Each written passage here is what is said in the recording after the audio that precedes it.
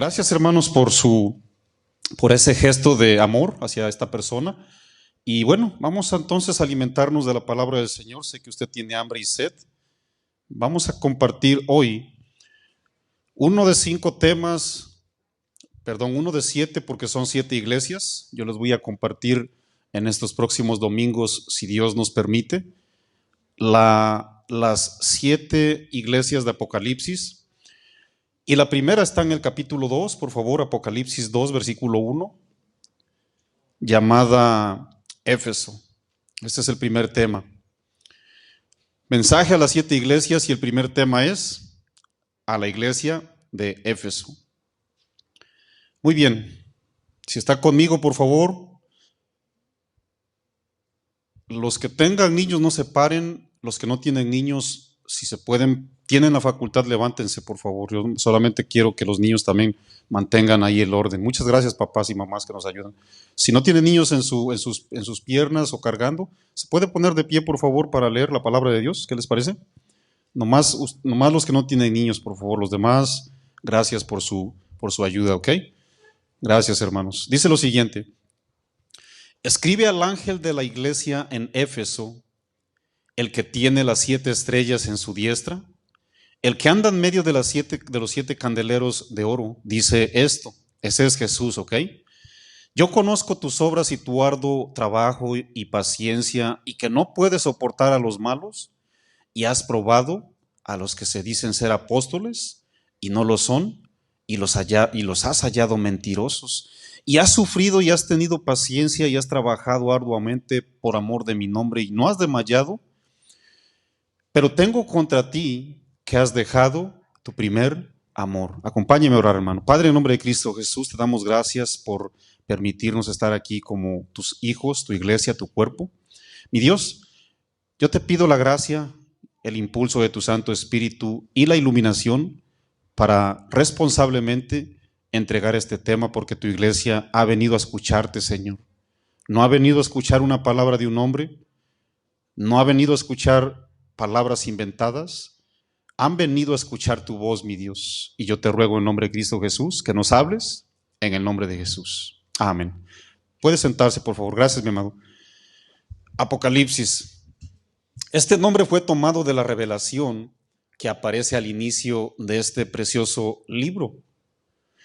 La palabra griega apocalipsis o apocalipsis con K significa descorrer un velo, así como cada vez que usted y yo, cada vez que venimos los servidores, abrimos y cerramos este telón para que usted pueda ver algo detrás de aquí. Usted puede mirar aquí, ¿verdad?, el reflejo del PowerPoint.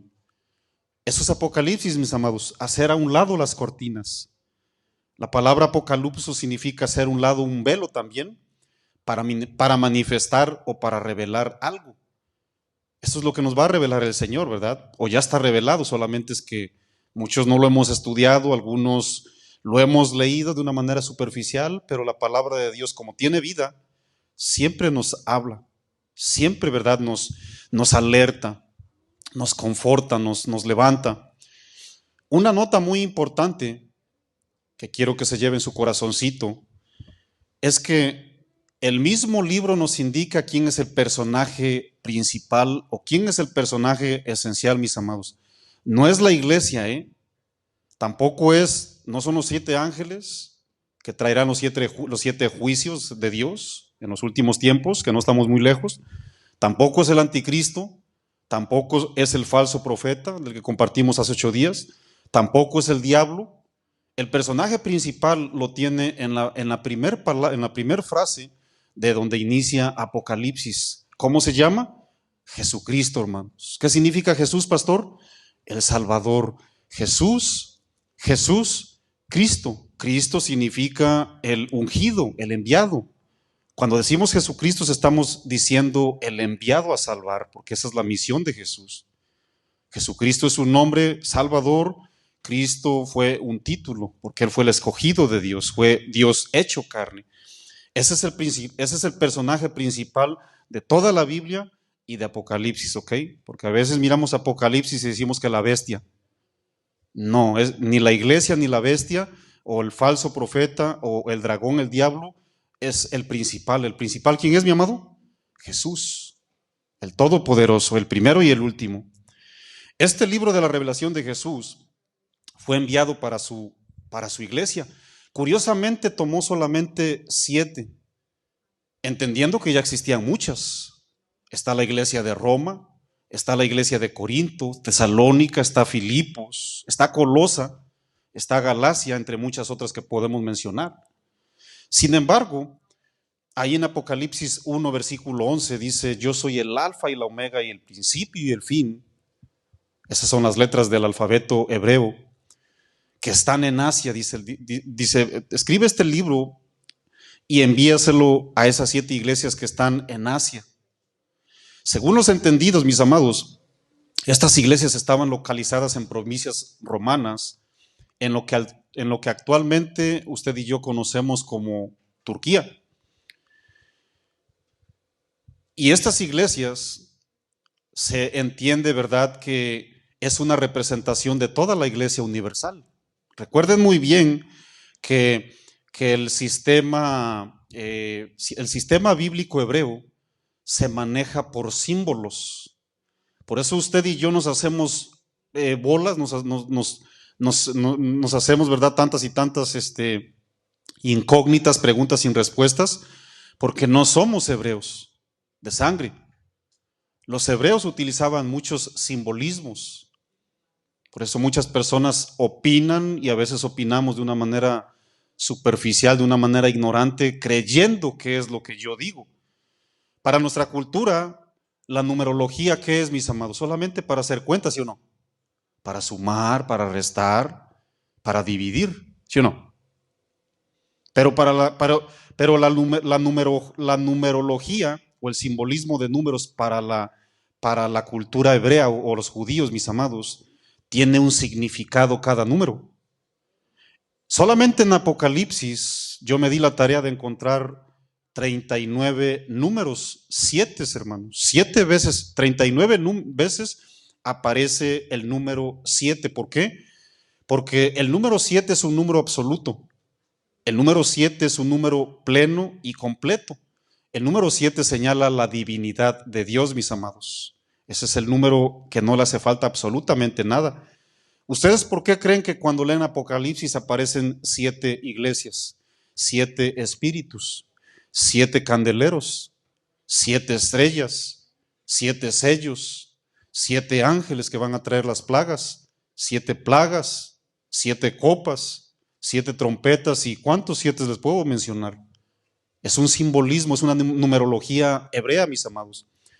Recordemos muy bien, cuando ustedes lean los sellos y las trompetas o las plagas, esos son juicios de Dios que vienen de arriba. Así como de arriba viene la salvación, mis amados, también el juicio de Dios viene de arriba.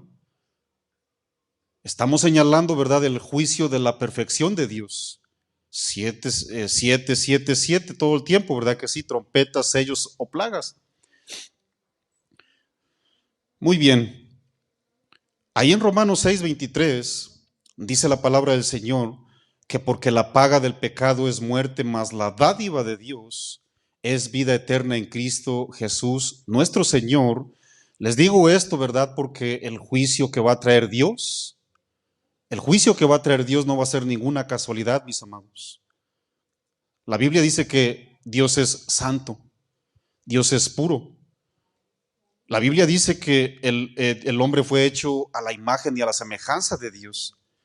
El hombre se corrompió en esta tierra, se llenó de pecado, ya que el plan de Dios jamás fue que el hombre viviera sin la guianza de Dios. El plan divino jamás fue que el hombre decidiera su propio camino. Cristo, como dueño de la iglesia absoluta, tiene el derecho y toda la autoridad de decir o de señalar a la iglesia cuál es su condición, cuál es el estado. ¿Saben por qué lo hace, mis amados? Porque nos ama y Él no quiere que nadie perezca. Por eso no ha venido. Muchas personas nos decimos: ¿y por qué no ya vienes, Señor? Porque ya estoy cansado de este sistema secular, de este sistema lleno de tanto pecado. ¿Por qué tanta injusticia y no viene, Señor? Dice la Biblia en Primera de Pedro que Él no viene porque Él es paciente, en Segunda de Pedro, perdón. Dice que Él es paciente y que no quiere que nadie se pierda, sino que todos sin excepción, vengan al arrepentimiento, ¿verdad? Él busca edificar a su iglesia, mis amados. Él la estableció ahí en Mateo 16, 18. Está la palabra escrita. Él la edificó, dice la Biblia. Dice la Biblia en Hechos 20, 28, que Jesús la compró con su propia sangre, ahí en la cruz, mi amado.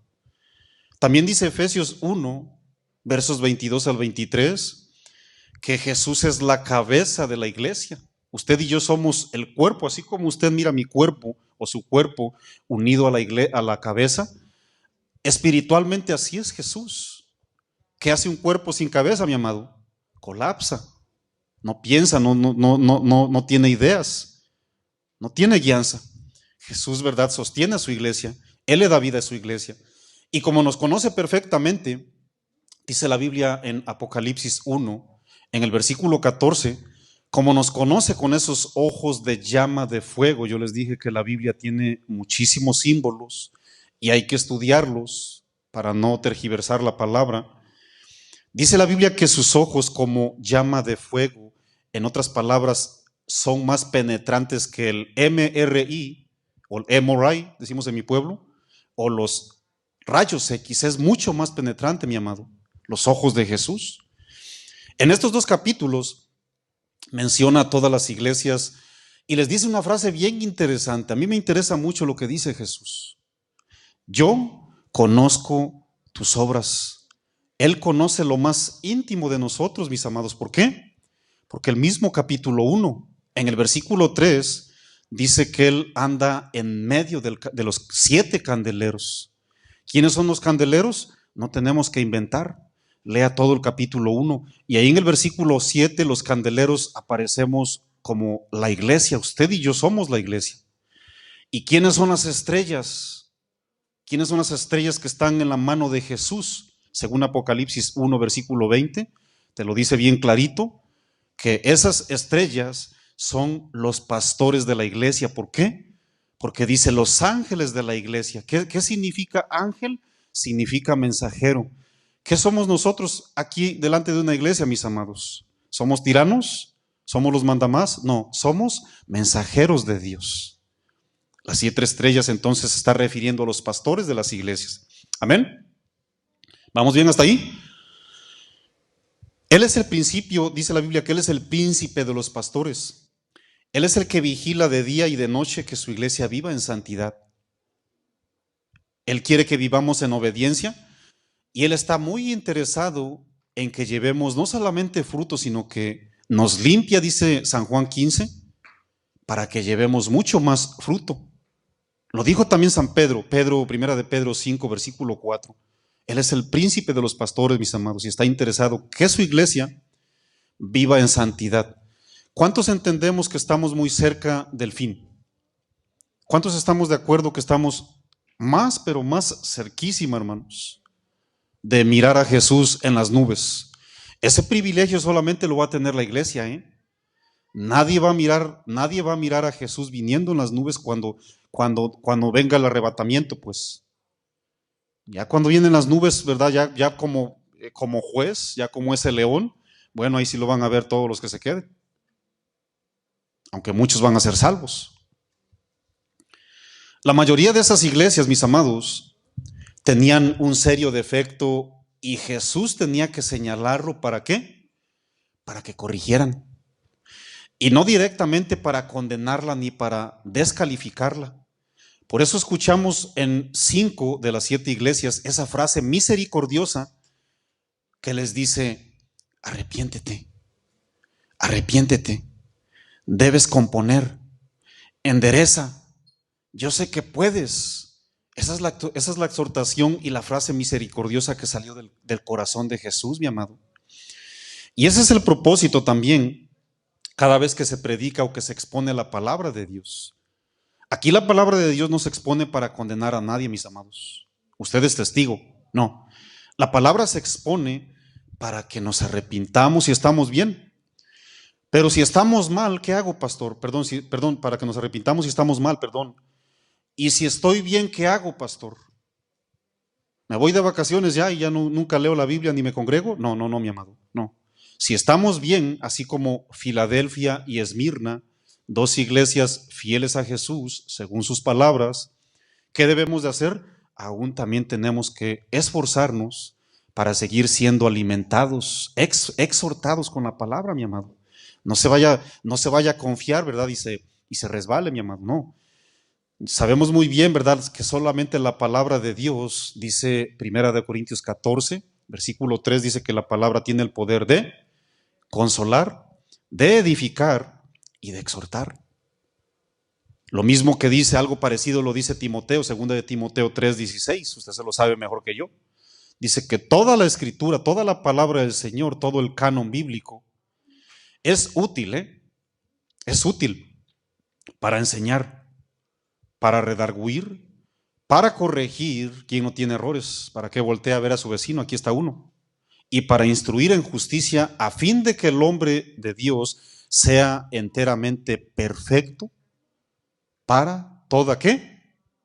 Buena obra. Y eso es lo que está señalando Jesús en este libro. Obras, obras. ¿Qué tan importantes son las obras para usted, mi amado? Para Jesús son bastante importantes, créame, ¿ok? Y cuando la Biblia habla, ¿verdad?, de que tenemos que ser hombres perfectos para hacer buenas obras, no está diciendo que ya no vamos a fallar. Nos equivocamos eventualmente, está hablando de que vamos a ser maduros y que nos vamos a esforzar por llevar una vida en obediencia. Y eso es lo que busca Jesús, hermanos, corregir nuestras obras, así como le dijo a Éfeso, como lo vamos a compartir hoy. También el Señor quiere que usted y yo corrijamos. Y si estamos bien, excelente. Vamos a seguir siendo exhortados, ¿verdad? Ponga su vista, por favor, en el versículo 1. ¿Qué le parece?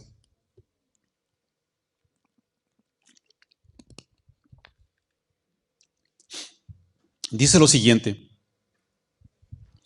Escribe al ángel, ya definimos que el ángel son los pastores de la iglesia. Escribe al ángel de la iglesia en Éfeso. Y luego se comienza a introducir nuestro Señor, dice lo siguiente. El que tiene las 7 estrellas en su diestra. Yo le dije, ¿verdad?, que las estrellas son los pastores, los pastores en su diestra. El que anda en medio de los 7 candeleros, ahí está la iglesia del Señor, mi amado. Los 7 candeleros de oro. Recuerden que el oro también refleja la divinidad de Jesús.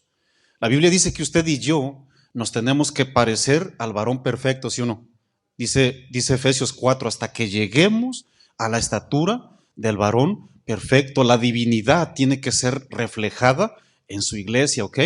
Seguimos leyendo ahí. Y luego viene esa frase bien interesante, la que vamos a estar tratando por todas estas próximas semanas.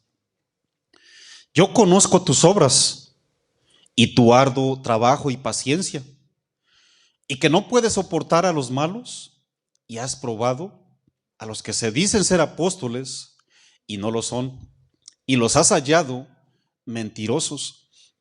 Éfeso fue una región que adquirió muchísima importancia debido a su ubicación estratégica. Era un lugar en donde se encontraban muchas rutas, ¿verdad?, en el antiguo imperio, para que se movilizara todo el mundo griego. Acuérdense que los griegos impusieron su idioma, impusieron su cultura, ¿verdad? Yo lo decía hace unas semanas. El imperio romano conquista al imperio de Grecia, pero el imperio de Grecia le conquistó su corazón a los romanos, y se extendió el idioma y se extendió su cultura. Muchas maneras de cómo los griegos vivían. De hecho, se dice que había una ruta marítima que conectaba de Roma a Éfeso. Acuérdense que también, ¿verdad?, Éfeso era un área, era un puerto, pues, para que usted me entienda. Era un puerto. Ayuden, por favor, asistan a la persona que está allá afuera, por favor. Gracias. Gracias. Aquí hay lugar enfrente, por cierto. Gracias, hermanos. Ojo por ahí a los servidores, no se me duerman. Algo que distinguía a Éfeso fue la idolatría, mis amados. Sígame con mucha atención, ¿ok? Porque hay cosas, ¿verdad?, que de repente nos flechean, nos bombardean. Y cada, ¿verdad? Todos la guerra espiritual que tenemos aquí en la mente lleva como finalidad sacarnos de la fe, apartarnos de la fe. Algo que distinguió a Éfeso en aquel mundo antiguo fue la idolatría y la magia. Le voy a dejar de tarea Hechos capítulo 19, por favor. Dice la escritura que adoraban a una estatua de la diosa Diana. Ellos le atribuyeron a esta estatua Diana como el nombre de la diosa de la fertilidad.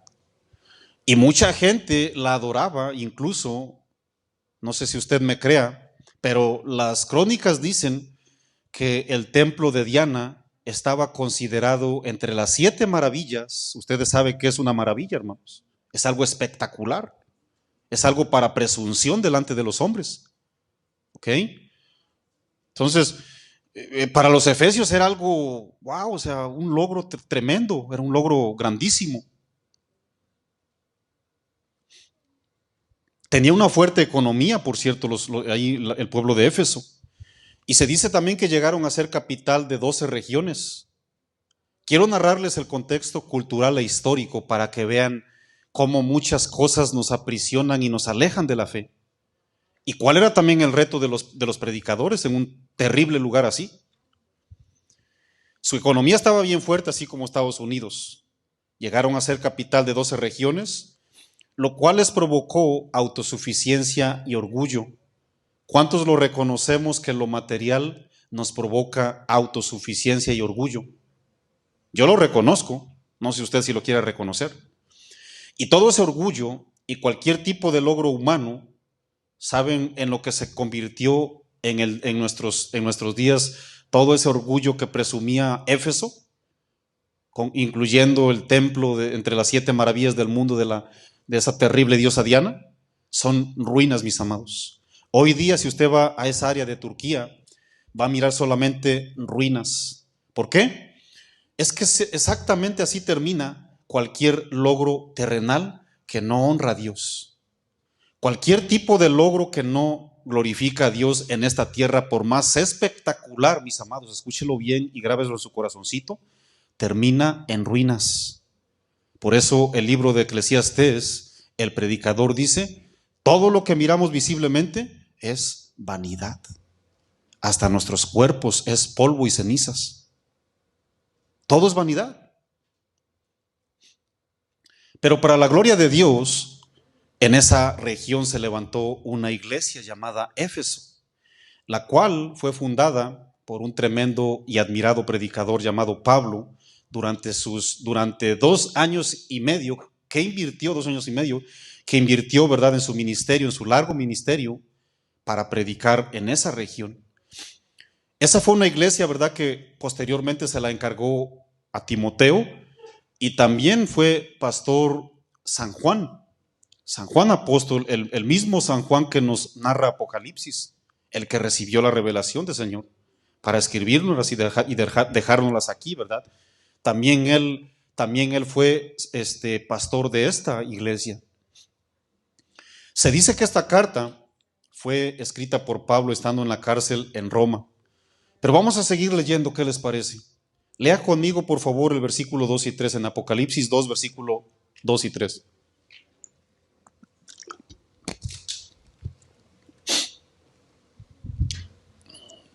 Dice lo siguiente: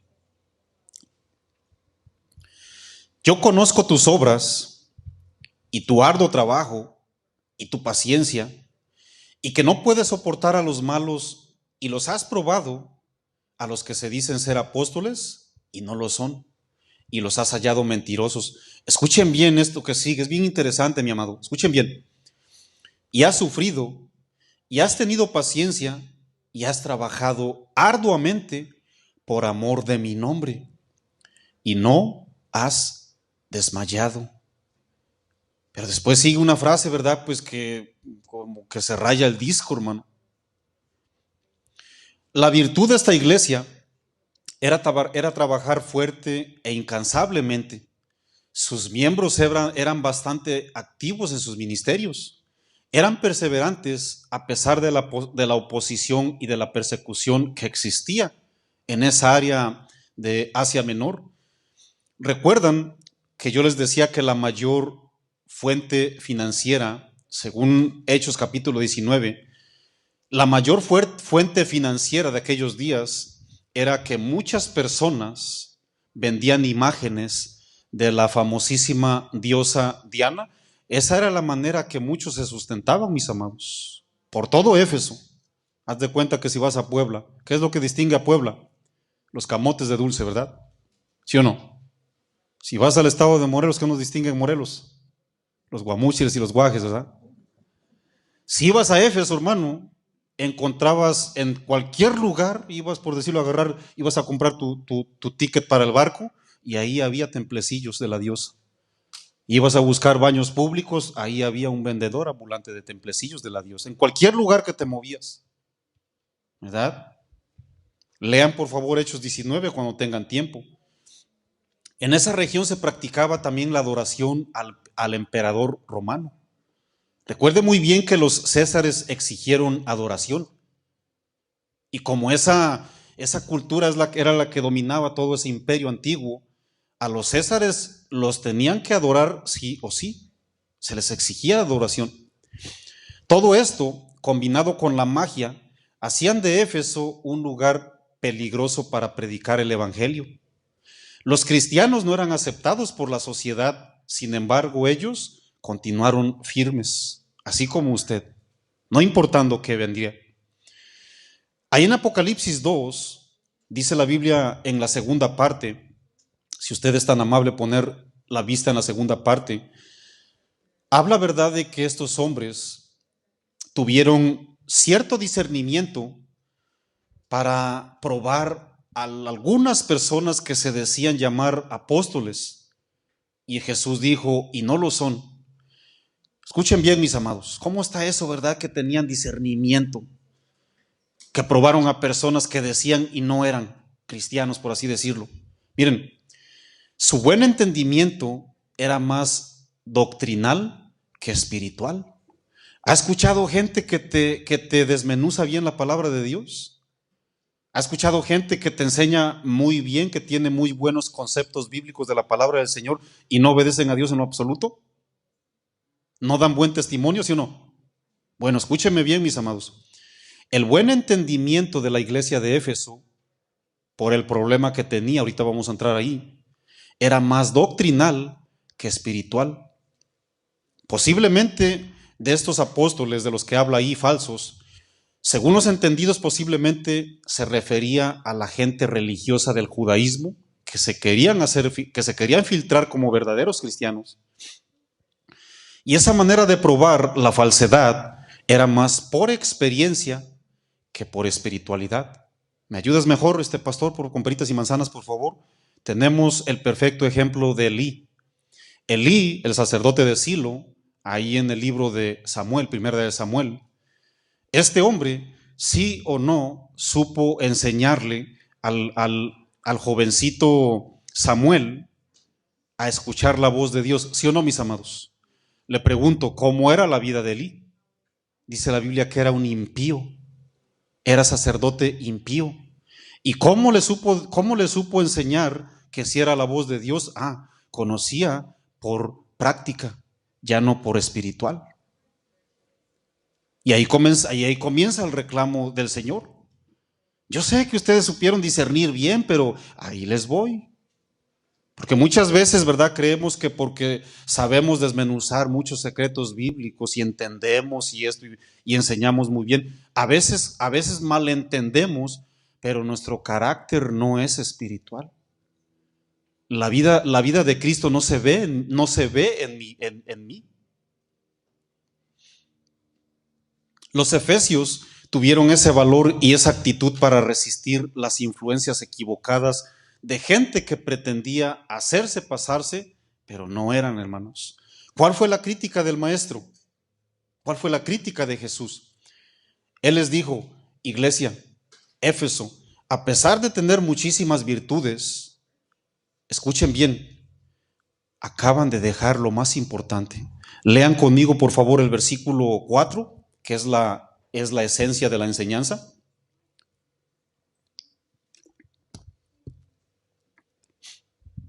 Pero tengo contra ti que has dejado tu primer, ¿qué, mi amado? Has dejado tu primer amor. Miren, cuando Cristo Jesús les dice esta frase, les estaba dando a entender que habían perdido su afecto, habían perdido su devoción y su entrega a Cristo. Jesús mismo lo advirtió cuando habló, ¿verdad? No solamente de esta iglesia. Yo les dije, ¿verdad?, que ese es un mensaje para la iglesia universal. Él mismo lo advirtió cómo serían los últimos tiempos, tiempos en los que ya estamos viviendo.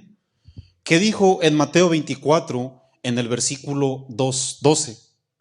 Dijo que por haberse multiplicado la maldad, el amor de muchos, ¿qué?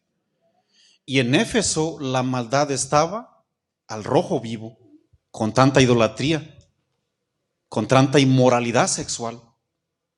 Dios es celoso, mis amados, y Él se entristece cuando mira que otros intereses, otras prioridades toman el honroso lugar de tu corazón que solamente le pertenece a Dios. Quiero leerles una versión diferente, una versión bastante clara. Escuchen bien, está bien interesante la traducción en lenguaje actual. En los versos 4 y 5, síganme con mucha atención, por favor. Dice lo siguiente: sin embargo, hay algo que no me gusta de ti, y es que ya no me amas tanto como me amabas cuando te hiciste cristiano. Por eso, acuérdate de cómo eras antes y vuelve a obedecer a Dios. Deja de hacer lo malo y compórtate como al principio. Si no lo haces, yo iré a castigarte y quitaré tu candelabro de su lugar. Vamos a hacer una reflexión, mis amados. ¿Cómo éramos cuando nos hicimos cristianos? Esposos y esposas, ¿se acuerdan cuando ustedes conocieron al que hoy es su esposo o a la que hoy es su esposa? ¿Cómo eran, hermanos? Eran bien dulcecitos. ¿Cuánto tiempo apartaban para hablarle, para estar cerca? No perdían un segundo para estar en contacto, tanto físico como telefónico, con la que hoy es su amada esposa o su amado esposo, ¿sí, no, hermanos? ¿Cómo eran cuando iniciaron esa relación, hermanos? No, o sea, no pensaban en otra cosa más que estar cerca de su amada o de su amado, ¿sí o no? Vamos a ser sinceros, ¿sí o no? Ya les platiqué yo, ¿no? Que por también andar de alocado ya me andaba yo matando 2 o 3 veces ahí en el 494 que me dormí. Sí, porque la mente la ocupamos en tantas cosas que no son Dios, ¿verdad? Yo le quiero traer a reflexión, mis amados, porque todos nacimos de Dios. Todos nacimos de Dios, todos tenemos esa preciosa experiencia, los hijos de Dios, ¿sí o no? Hermanos, recuerdo muy bien cuando yo, ¿verdad?, tuve la oportunidad de poner los ojos en alguien, hermanos. Yo no perdía el tiempo de manifestar las caricias, los abrazos, el afecto, las palabras bonitas, esas notas de amor, las cartitas. ¿Cuántos se acuerdan de esas cartitas? ¿Se acuerdan de esas cartitas que siempre disculpa la ortografía? ¿Se acuerdan de esas cartitas? Bueno, al que le tocó recibir una cartita por ahí, ¿no? Siempre postdata, disculpa la ortografía. ¿Sí o no? Bueno, hoy hay mucha tecnología, ¿no? Ya puedes tener ahí tu Honey Not Cheerios ahí enfrente de ti, una pantalla, en cuestión de segundos. Pero éramos bien dulces, mi amado. Todo el tiempo pidiendo perdón, pidiendo disculpas, bien cerquita de la persona, ¿sí o no? Vamos a leer, por favor, Santiago 4, versículo 4 y 5. Santiago 4, versículo 4 y 5. Y Dios solamente quiere que nos reflejemos cómo éramos, así como le ayudó a la iglesia de Éfeso. Dios quiere ayudarnos a entender cuál es nuestra relación, mis amados, porque yo les aseguro, yo casi les puedo asegurar algo. Yo te puedo apostar que cuando la que hoy es tu esposa o el que hoy es tu esposo te puso una cita, yo casi te puedo asegurar que si le quedaste mal una vez, fue mucho. Casi te puedo apostar. Todos llegábamos y hasta 2 horas antes, yo creo. ¿Sí o no? Santiago 4, versículo 4 y 5. Pero vamos a transportar todo ese tipo de actos a lo espiritual, mis amados, porque a veces decimos, yo te amo, mi Señor. No sabes cuánto te adoro, mi Jesús. Si que fuera sin ti, mi Señor. Vamos a reflejarnos hoy. Santiago 4, versículo 4 y 5 dice lo siguiente. ¿O pensáis que la Escritura dice en vano que el Espíritu que Él ha puesto, que Él ha hecho morar en nosotros, nos anhela celosamente? ¿Ustedes creen que sea una frase superficial del Señor, mi amado? ¿Usted cree que puso su Espíritu en nosotros nomás para que nos hiciera cosquillitas? ¿Usted qué cree, mi amado? No, es la misma presencia del Señor. Es el Espíritu Santo. ¿Y qué hace el Espíritu Santo, pastor, en mí? Nos santifica. Santifícanos en tu verdad. Solo tu palabra es verdad. Y Dios nos cela, por eso nos puso. Nos dio la garantía su Espíritu es una garantía, aparte de muchas cosas que hace el Espíritu en nosotros, de tener un boleto para la entrada al cielo, hermanos. Sigo leyendo en el versículo 5. ¿O pensáis que la Escritura dice en vano el Espíritu?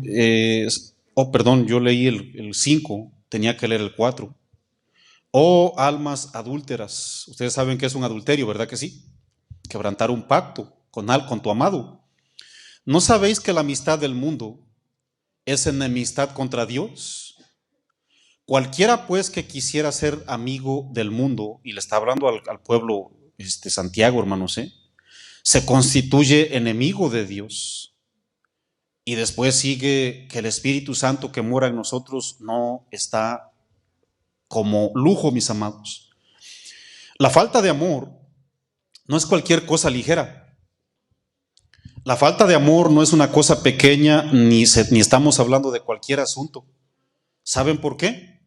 Porque estamos quebrantando el primer y el más grande mandamiento, según Mateo 22, versículo 37. Amarás al Señor tu Dios con toda tu alma, con todo tu corazón, con todas tus fuerzas y con toda tu mente. Estamos quebrantando el más grande de los mandamientos. No es cualquier cosa ligera, mis amados. El amor a Dios es esencial. San Juan 14, versículo 21, dice la palabra del Señor que el que tiene mis mandamientos y los guarda, ese es el que me ama. Romanos 13, versículo 10, dice que el cumplimiento de la ley es el amor. ¿Sí sabían que el amor está muy, pero muy por encima de la esperanza y de la fe? No sé si quiera leerlo conmigo, se los puede proyectar Timoteo. Primera de Corintios 13:13, Timo, ayúdales por favor. Primera de Corintios 13:13, dice la palabra del Señor, y ahora permanece la fe, la esperanza y el amor. Estos tres les dice Pablo a la iglesia de Corintios, pero el mayor de ellos es el amor. El amor está muy por encima de cualquier virtud cristiana, porque Dios es amor. Primera de San Juan 4, versículo 8. El que no ama no conoce a Dios. El que no ama no tiene intimidad con Dios, porque Dios es amor. Mis amados, amar a Dios es el motor de nuestra adoración. Amar a Dios nos provoca pasión, nos provoca entrega y nos provoca total obediencia. Por eso la exhortación ahí en Apocalipsis, si usted quiere regresar bien rápido, en Apocalipsis 2, por eso la exhortación en el versículo 4 y 5 es la siguiente. Vaya conmigo, por favor. Es la siguiente, la reprensión del Señor.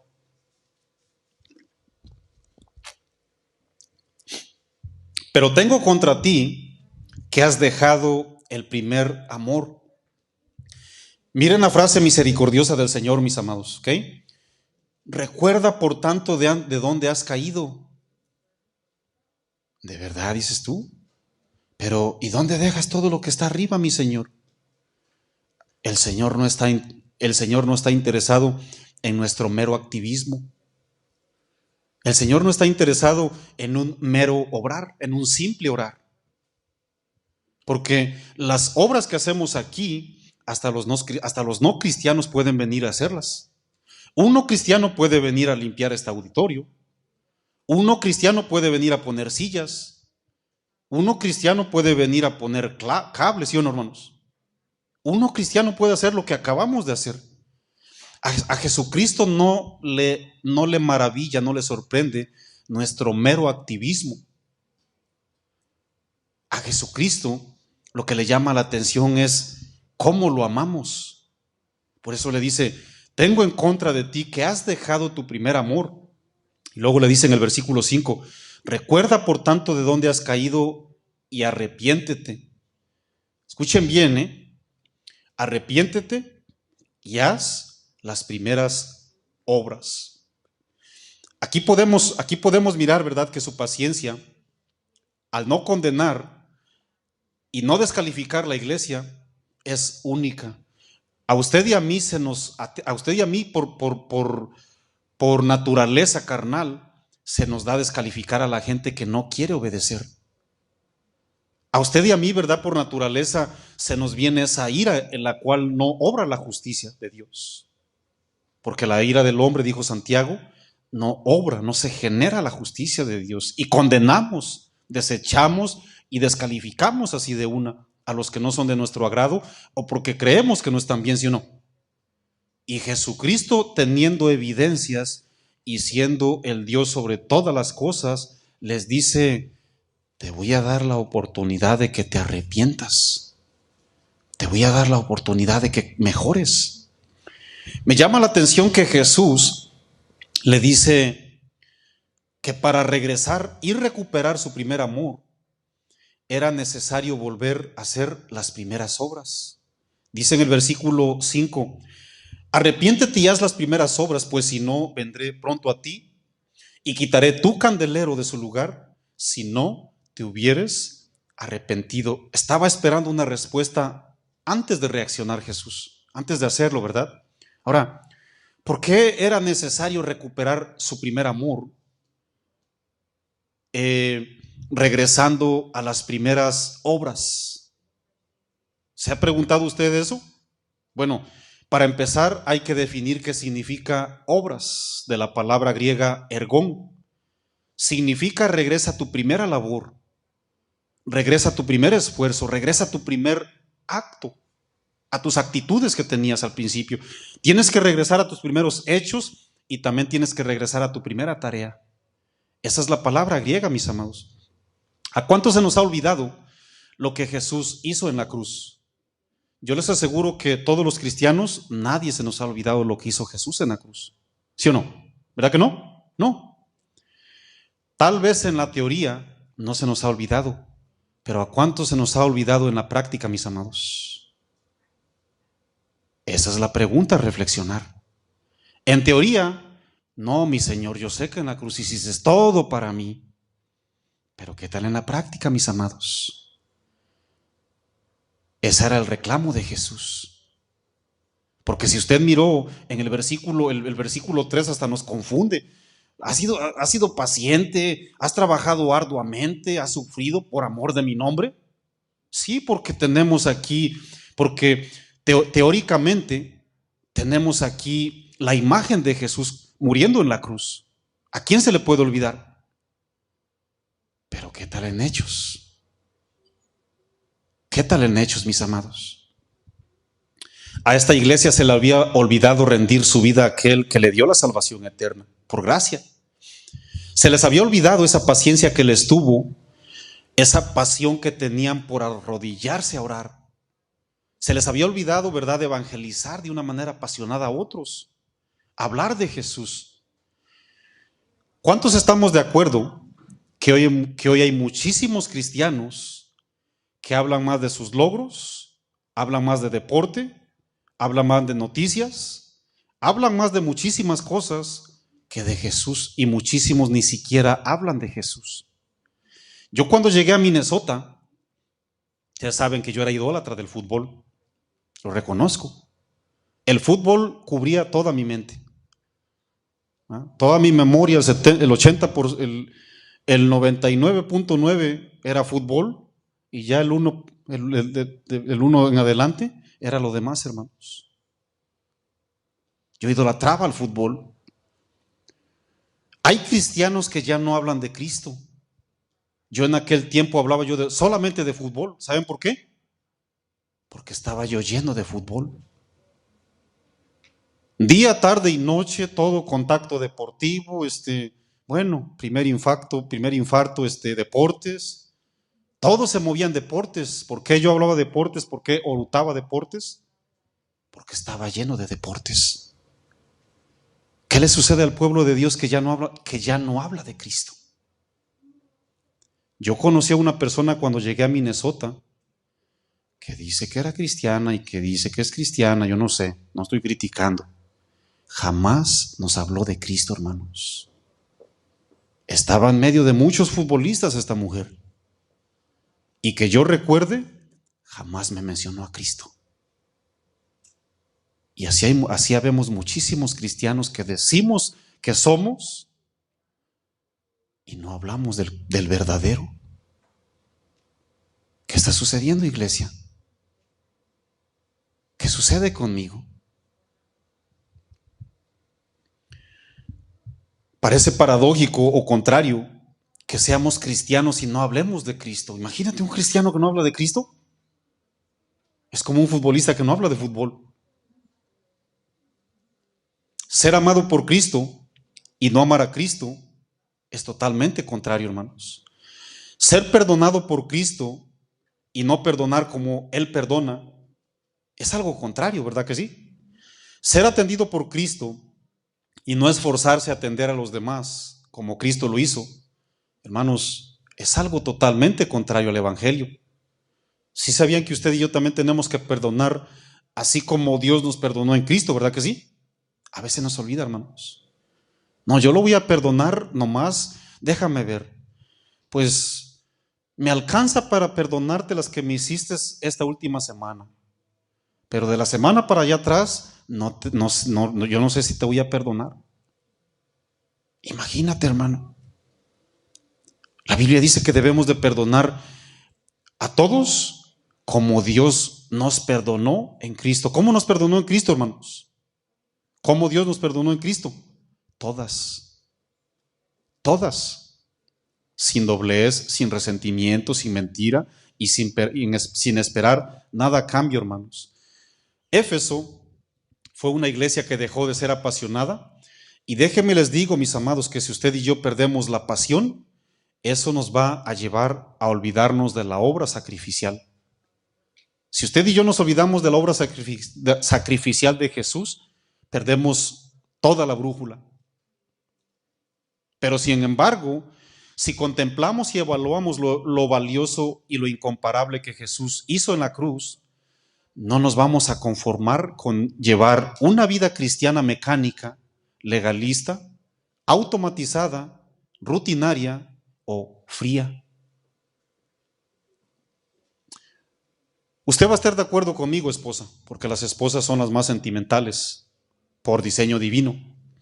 ¿Qué le parecería tener a usted, esposa, una relación fría con su esposo?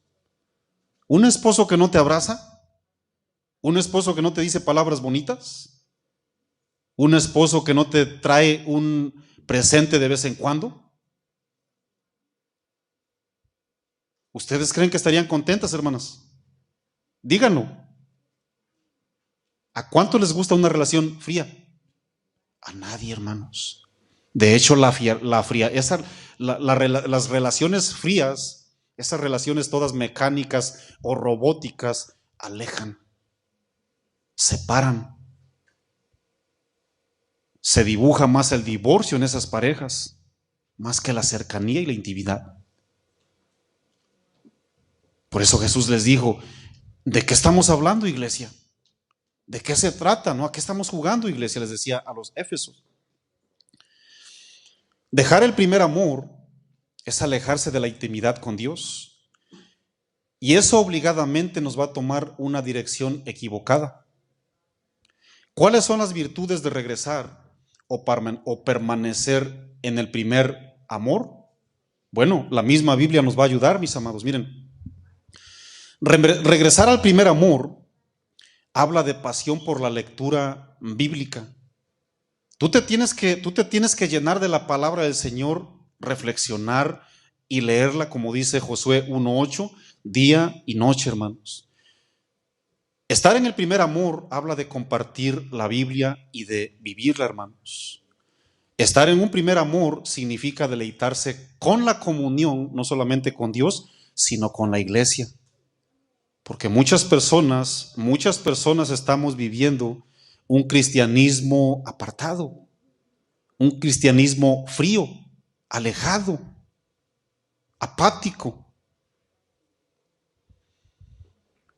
Estar en el primer amor significa dolerse con los que se duelen, como lo dijo Jesús en las bienaventuranzas, llorar con los que lloran y atender al necesitado, estar pendiente de los demás,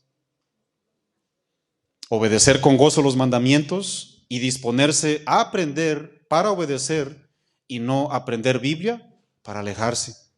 Porque hay mucha gente que viene a la Biblia y entre más viene a la Biblia, más lejos lo miramos de la iglesia. ¿Qué está pasando? ¿Qué estamos leyendo? ¿Qué estamos aprendiendo? ¿Qué pensamientos hay en mi corazón? ¿Qué estoy guardando? ¿Qué estoy atesorando? ¿Dónde está mi primer amor? ¿Hay pasión por hablar con otros de las maravillas de Dios, mis amados? Y esta es la advertencia que le hizo Jesús a esa iglesia. En el versículo 5 dice: recuerda, por tanto, de dónde has caído. ¿Cuántos se han dado un golpe aquí? ¿Cuántos se han caído? Literalmente hablando, miren, yo recuerdo que era yo un travieso, hermanos, cuando era yo niño, ¿verdad? Gloria a Dios por los niñitos, ¿verdad? Son traviesos por naturaleza, no se espanten, ¿eh?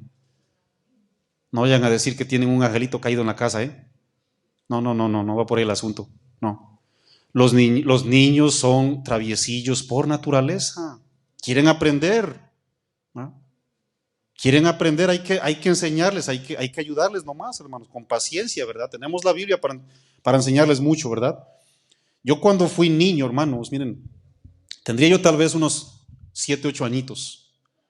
No, ya era yo ya tremendo para la natación, hermanos. Y me echaba yo unos clavados de todos tipos, hermanos.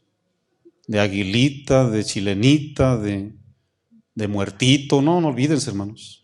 Y una vez me acuerdo que pues yo quería lanzarme, ¿no? Porque echábamos competencias a ver quién clavaba la cabeza, ¿verdad? En el agua, más lejos, ¿no?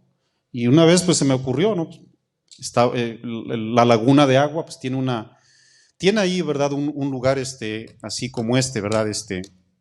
¿Qué puedo decir, no? Con una barda así, ¿no? Sólida. Y pues yo agarré vuelo, hermanos, ahí voy caminando, miren. Ahora, pues ustedes saben, ¿verdad? Que entre más vuelo es, pues más lejos llegas, ¿verdad que sí? Y ahí voy, hermanos, y que se me va acabando el el piso, hermanos. Y caí de cabeza, hermanos. Aquí está la alcancía. Seguido juega mi hija con la alcancía, seguido empieza a hacer así, ¿verdad? Que me quedó abierta, ya no me nació cabello, por cierto, ahí. Hermanos, no se me ha olvidado la caída. No se me ha olvidado la caída, hermanos. Recuerdo perfectamente en dónde me caí. Recuerdo perfectamente que se me llenó la parte aquí o esta de sangre, todo el cuerpo. Recuerdo, hermanos, cuando se llevó el susto mi mamá, que me llevaron a la casa todo lleno de ensangrentado, ¿eh? No se me olvidó el golpe, hermano. Yo le aseguro que el Señor Jesús le está señalando ahorita de dónde hemos caído muchísimos. Nos lo está diciendo bien clarísimo. ¿Dejaste de hacer esto? ¿Dejaste de hacer aquello? ¿No has pedido perdón? ¿Te congregas mecánicamente? ¿Ya no quieres venir? ¿Tienes pensamientos de alejarte de la iglesia? ¿Ya no quieres hacer esto? ¿Has dejado tu primer amor? Arrepiéntete y regrésate. Haz las primeras obras, porque Jesucristo no vino a condenar, El Hijo del Hombre vino a salvar. Y Él es bien paciente, mis amados. Él es paciente. ¿Por qué le dijo en el versículo 5? Léalo conmigo, por favor, en la última parte. ¿Por qué le dijo que si no se arrepentía vendría pronto? Y en la última parte dice, y quitaré tu candelero de su lugar si no te hubieres arrepentido. Ya saben que el candelero es la iglesia, ¿verdad que sí? ¿Qué hace la iglesia, hermanos? ¿Cuál es la labor de la iglesia en esta tierra? ¿Me dice, por favor, usted que es teólogo? ¿Qué dice la Biblia en Mateo 5, versículo 14 al 16? Ayúdales, Timoteo, por favor, los que no saquen su Biblia. Dice la Biblia en Mateo 5, versículo 4 y 16. Vosotros sois la luz de este mundo. Una ciudad asentada sobre un monte no se puede esconder, ni se enciende una luz y se pone debajo de un almud o debajo de una caja, sino sobre el candelero y alumbra a todos, a los que están en casa. Luego dice Jesús, así alumbre vuestra luz delante de los hombres para que vean vuestras buenas obras. ¿Se dan cuenta qué es lo que alumbra, mis amados? Mis actos, mis hechos, mis acciones en Jesús. Eso es lo que alumbra. Para que vean vuestras buenas obras y glorifiquen a vuestro Padre que está en los cielos. ¿Qué le estaba diciendo entonces el Señor a la iglesia de Éfeso? Le dijo, iglesia, si no vuelves a manifestar el amor de Dios en medio de en esta tremenda parte de Asia llena de idolatría, llena de inmoralidad sexual, miren, la luz que brillaba en las tinieblas de Éfeso se estaba opacando, hermanos. Si ustedes no vuelven a brillar, entonces ¿quién va a alumbrar? ¿Quién va a evangelizar en Éfeso? ¿Cómo se van a salvar esa gente que está creyendo más en la diosa Diana? Y en la gente que está adorando a los Césares, ¿quiénes va a alumbrar? Éfesos. Esa luz estaba opacando, hermanos. Por eso les dijo, voy a quitar el candelero, porque les reitero, usted y yo como iglesia alumbramos al mundo lleno de tinieblas. Imagínate, la iglesia se esconde, entonces ¿quién va a alumbrar? La iglesia se pone apática, se pone toda, qué sé yo, así como temerosa. ¿Quién va a alumbrar, mi amado? Si a eso nos puso Jesús. Debemos de alumbrar en nuestros trabajos, debemos de alumbrar en el ambiente que Dios nos pone, en el fútbol, si Dios te puso ahí por X motivo, si quieres hacer deporte, yo lo he dicho, yo no tengo nada en contra del deporte, hermanos, el deporte es sano, pero hay que tener cuidado de convertirlo en una maldición también. ¿Sí o no? Hay que tener cuidado nomás, hermanos. No podemos dejar de alumbrar. Dice la Biblia. Sigo leyendo.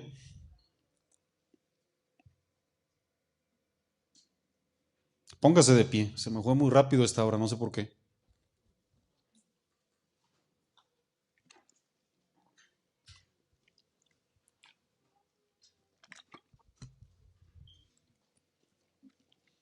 Hermanos, no sé si ustedes se han dado cuenta, el tiempo se está yendo más rápido. Yo no sé cuántos ocupan su tiempo sabiamente. El tiempo, mis amados, está yendo volando. Yo estoy haciendo las mismas actividades que siempre he hecho, ¿verdad? De una manera comprometida. Hermanos, cuando menos me doy cuenta, ya se pasaron 1, 2 o 3 horas. Por eso tenemos que aprovechar el tiempo de una manera sabia. Estamos viviendo ya el último, como quien dice, ya la última recta final aquí en esta tierra, y tenemos que esforzarnos por alumbrar, mis amados. Dice lo siguiente ahí en el versículo 6: pero tienes esto, que aborreces las obras de los nicolaitas, los cuales yo también aborrezco. ¿Quiénes eran los nicolaitas, pastor? Miren, algunos consideran que fue un hombre llamado Nicolás. Algunos lo quieren asemejar con Nicolás, uno de los 7 diáconos del libro de los Hechos. No hay nada claro. No hay nada claro al respecto. Algunos piensan que Nicolás compartió una doctrina herética en aquellos días. Algunos creen eso. Lo que sí se dice es qué tipo de doctrina, y en eso nos vamos a centrar. ¿Qué tipo de doctrina practicaban los nicolaitas? Bueno, curiosamente, a esa doctrina se la reprochó no solamente a Éfeso, sino también en la segunda iglesia que está ahí mismo, en el capítulo 2. Si usted pone su mirada bien rápido ahí en los versículos 14 y 15, dice, eso lo vamos a compartir dentro de 2 semanas, porque para la próxima vamos a compartir la iglesia de Esmirna, una iglesia fiel. Dice en el versículo 12, cuando le habla a Pérgamo, ahí lo tiene, ¿verdad? Ya miro que es Pérgamo. En el 14 dice, pero tengo unas pocas cosas contra ti, que ahí tienes a los que retienen la doctrina de Balaam, que enseñaba a Balac a poner tropiezo ante los hijos de Israel y a comer cosas sacrificadas a los ídolos y a cometer fornicación. Y también tienes ahí a los que retienen la doctrina de los nicolaitas, la cual yo aborrezco.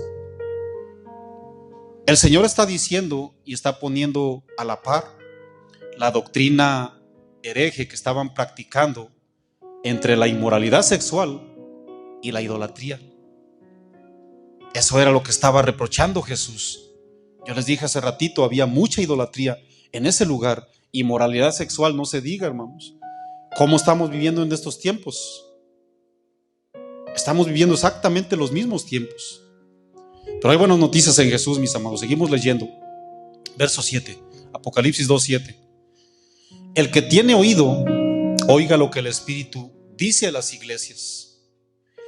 Al que venciere, le daré a comer del árbol de la vida, el cual está en medio del paraíso de Dios. ¿Qué significa ese interesante árbol de la vida, pastor? ¿Qué significa eso de que nos va a dar de comer el Señor si vencemos? Árbol de la vida. Miren, en Génesis 2:9 y en Génesis 3:2, usted va a leer que aparece un árbol de la vida, del cual echaron a la primer pareja. Recuerden que fue el pecado el que separó del árbol de la vida. Si usted ya leyó con una manera reflexiva Génesis, habla de 2 árboles. Está el árbol de la ciencia del bien y el del mal, ¿sí o no? Y también está el árbol de la vida. Cuando la primer pareja tocó para comer del árbol que no tenía que comer, del árbol de la ciencia o del conocimiento del bien y el mal, el Señor les dice: para afuera, ya no van a tener derecho a comer del árbol de la vida, porque tocaron el árbol prohibido, comieron del árbol prohibido. Miren, aquí en Apocalipsis, el símbolo de árbol de la vida es vida eterna que la iglesia vamos a tener con Dios. Ahí estaremos delante de Dios todos los que vamos a perseverar en el amor y en el servicio a Dios. Dios mismo nos va a dar el derecho de comer y disfrutar la eternidad con Él. Esa es la referencia al árbol de la vida. Pero vamos a leer bien rápido para que se vaya bien a gusto a su casa. Apocalipsis 22, que es el último capítulo de Apocalipsis, en donde también hay referencias a ese misterioso, pero muy beneficioso para la iglesia, ese árbol de la vida, hermanos. Apocalipsis 22, 1 y 2, por favor. Dice lo siguiente: después me mostró un río limpio de agua de vida. Había un río limpio, Escuchen bien. resplandeciente como cristal que salía del trono de Dios y del Cordero. En medio de la calle de la ciudad, y a uno, escuchen bien, y a uno y al otro lado del río, estaba, ¿qué, mis amados? El árbol de la vida, que produce 12 frutos, dando cada mes su fruto, y las hojas del árbol eran, ¿para qué, mis amados? Para la sanidad de las naciones. ¿Qué significa eso, pastor? Miren, el árbol de la vida de cada lado, de cada lado, ¿verdad?, de ese río, sus cosechas y sus hojas nos afirman el eterno cuidado de Dios al proveer a sus hijos tanto alimento como salud para siempre. Porque el verso 21 dice, en el versículo 4 dice que Dios, dice que en ese lugar ya no va a haber llanto, ya no va a haber muerte, ya no va a haber lloro, ya no va a haber clamor ni dolor, todas las cosas pasaron. Y que Dios mismo va a enjugar las lágrimas de nuestros ojos. Hermanos, Dios nos va a proveer una provisión completa. No tenemos que preocuparnos de nada, porque aquí muchas veces la gente se muere y nos dolemos. Es natural, nos dolemos porque somos seres humanos, ¿sí o no? A veces la gente ya no tiene alientos para seguir, ya no quiere hacer las cosas porque físicamente ya no pueden hacer nada. Mis amados, Dios en el cielo tiene completa sanidad, completa provisión. Ahí ya no hay nada de todas las cosas que nos están agobiando aquí en la tierra, hermanos. ¿A poco no Dios es maravilloso, hermanos, que nos está preparando un inigualable lugar? ¿Sí o no, hermanos? Regresemos entonces al primer amor, los que ya se alejaron. Este mensaje para Éfeso aún tiene vida y es pertinente para la iglesia actual. Hay congregaciones que tienen miembros que realizan muchos cultos, hay mucho activismo, pero ya no alumbran. Ya no alumbran. Ese tipo de creyente se ha olvidado de entregarse a Dios y no van a crecer, hermanos. No tienen amor al prójimo, ya no comparten su fe con los demás, y es imposible que los inconversos vengan a los pies de Cristo. ¿Cómo van a ser atraídos si usted y yo no mostramos esa atracción hacia Dios? Su candelero de todas esas personas ya se ha removido. ¿Por qué? Porque no aman a Dios. No aman a Dios. Ya no alumbran, hermanos. Deben recordar entonces su salvación y esa gracia gratuita por la que Dios nos salvó, hermanos. Tienen que regresar arrepentidos para alcanzar una vez más misericordia delante de Dios y volver a alumbrar, cristianos. Eso es lo que Dios quiere, hermanos. Regresar al primer amor es volver a alumbrar. Y ya lo miramos. ¿Cómo alumbramos? Nuestras buenas obras, hermanos. Nuestras buenas obras genuinas en Dios. Ponga su Biblia abajo, por favor. Acompáñeme a orar. Ore por mí, yo oro por usted. Levante sus manitas en alto. Vamos a pedirle a Dios el perdón. Padre, en nombre de Cristo Jesús, te damos gracias, mi Dios, por tu palabra. Levante sus manitas, hermano, en alto y dígale: Señor, yo ya no quiero tener un cristianismo automatizado, robotizado, Señor. Ya no quiero tener un cristianismo frío, mi Dios, como esa iglesia de Éfeso que hacía muchas cosas. Pero ¿de qué le servían tantas cosas las cuales tú le reprochaste, Señor? ¿De qué le servía traer tantas y tantas cosas? Hablar de muchas cosas, mostrar celo más por compromiso, más un celo escritural más que espiritual, Señor. ¿De qué le servía eso? Ya te habían abandonado, ya no alumbraba sus vidas, Señor. Yo te ruego en el nombre de Cristo Jesús, mi Dios, que si hay alguien presente o alguien que nos escucha por estas redes, oh Dios, que ya no alumbra su vida, mi Dios, Padre, perdónanos, mi Dios. Perdónanos, Padre Santo. Queremos regresar apasionados a tus pies. Queremos hablar de ti, mi Dios. Queremos que la gente se salve. Queremos que la gente te conozca a ti, porque tú eres la vida eterna, Señor. ¿Qué importa si no me conocen a mí? Queremos estar cerca de ti, apasionarnos por tu palabra, mi Dios. Leer día y noche estar apasionado siempre por buscarte y consagrarme, y cada vez que yo falle, venir arrepentido delante de ti. Dice tu palabra, porque tú eres fiel para perdonar, y la sangre de Cristo nos limpia de toda maldad. Y Dios, gracias por hablarnos, Padre. Gracias, Señor. De aquí en adelante yo me esforzaré, porque yo quiero que tú me des ese derecho de tener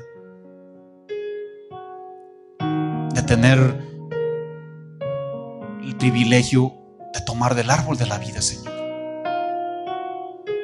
Yo quiero tener ese lugar, oh Dios, privilegiado.